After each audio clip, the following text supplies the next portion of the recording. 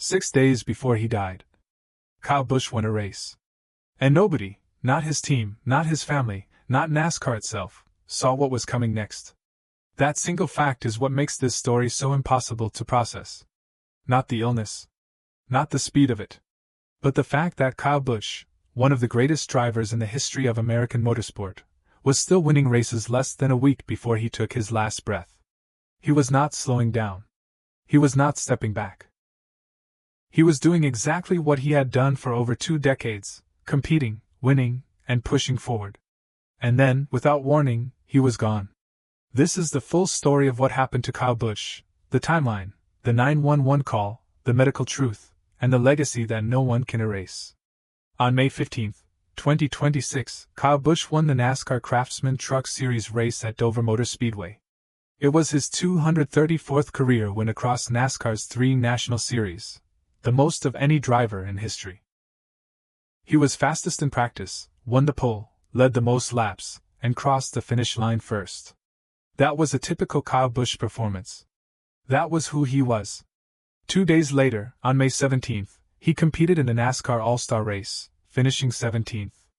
He was seen, photographed, and introduced to the crowd. He looked like a man who had plenty of racing left to do. On May 19th, Busch attended the opening of an indoor karting facility in Durham, North Carolina. He posed for photos. He shook hands. He showed up. And the following day, May 20th, he posed for more photos at his team's race shop. By 4:37 p.m. on May 21, 2026, he was dead. Kyle Busch died at 41 years old, in the middle of his 22nd full-time Cup Series season. He had been scheduled to compete in the Coca-Cola 600 at Charlotte Motor Speedway just 3 days later. The racing world had no idea what was happening behind the scenes. Then, on May 27th, Busch's death certificate was obtained and released, providing a far more detailed and clinical picture of exactly how he died. The certificate confirmed that Busch had been battling bacterial pneumonia for days to weeks before his death. That pneumonia progressed into sepsis, which set in approximately 1 day before he died.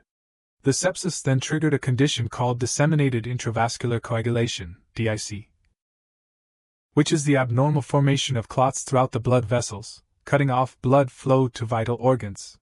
That process led directly to hemorrhagic shock, caused by severe internal bleeding.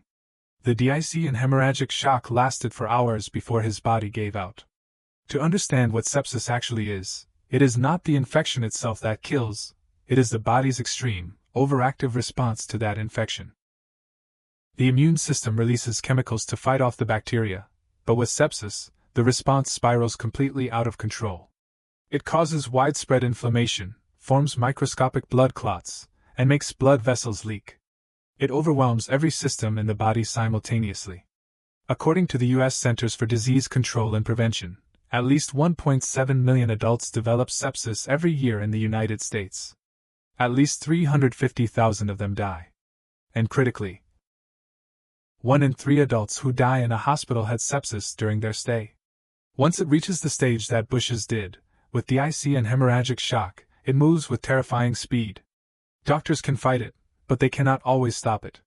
As ABC News contributor Dr. Alok Patel explained, it just overwhelms the body's immune system and then that bacteria spreads to the blood, which causes this reaction. Anyone can have pneumonia, and while younger adults are less likely to die from it, once they develop sepsis, they can rapidly deteriorate and become very sick, very quickly.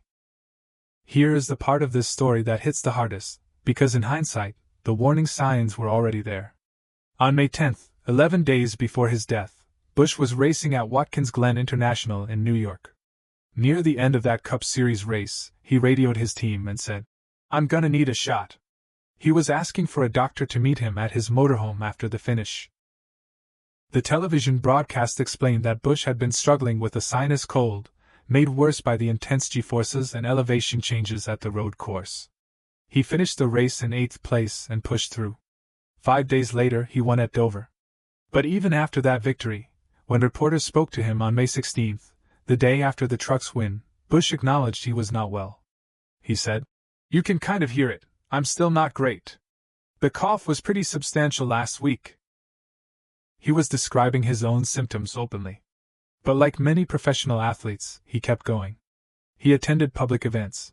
He drove race cars. He competed. Veteran driver Brad Keselowski knew something wasn't right.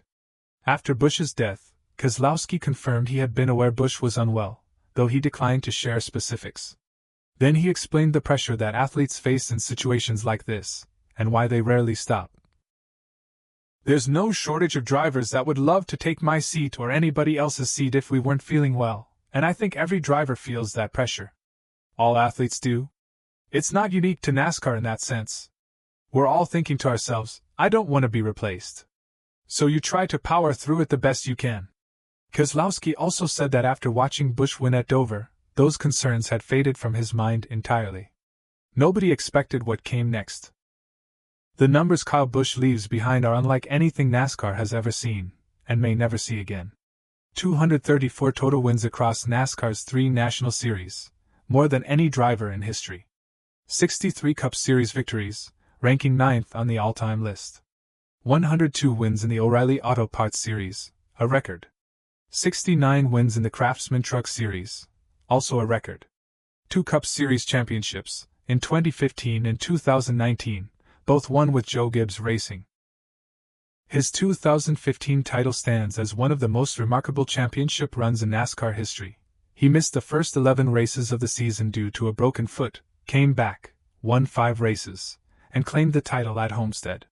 He raced for Hendrick Motorsports, then Joe Gibbs Racing for 15 years, and finally joined Richard Childress Racing in 2023. At every stop he won. His last Cup Series win came on June 4, 2023, at Worldwide Technology Raceway. His last win of any kind came on May 15, 2026, at Dover. After that Dover victory, a reporter asked him why, after 234 wins, winning never got old. His answer was, "You take whatever you can get, man. You never know when the last one is going to be, so cherish them all, trust me." He is survived by his wife Samantha, whom he married on New Year's Eve 2010, his 11-year-old son Brexton, and his 4-year-old daughter Lennix. Richard Childress Racing announced they are retiring the number 8 car permanently, until Brexton is old enough to take the wheel himself. In a statement, RCR said, "The number 8 is reserved and ready for Brexton Busch when he is ready to go NASCAR racing." The response from the NASCAR community was immediate and emotional. NASCAR CEO Steve O'Donnell spoke at Charlotte Motor Speedway and did not hold back. "This sport is a badass sport. Kyle Busch is an American badass," he also said, referencing their many confrontations over the years. "We certainly had our battles, but I would give a lot of money to have a few more battles." Former teammate Denny Hamlin posted on social media, "Absolutely cannot comprehend this news. We just need to think of his family during this time. We love you, KB."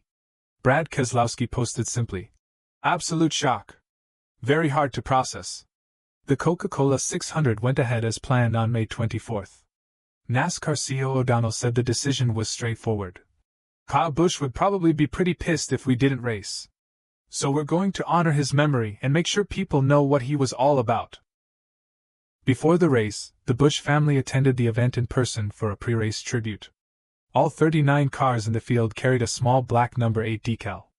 A missing man formation was conducted on track.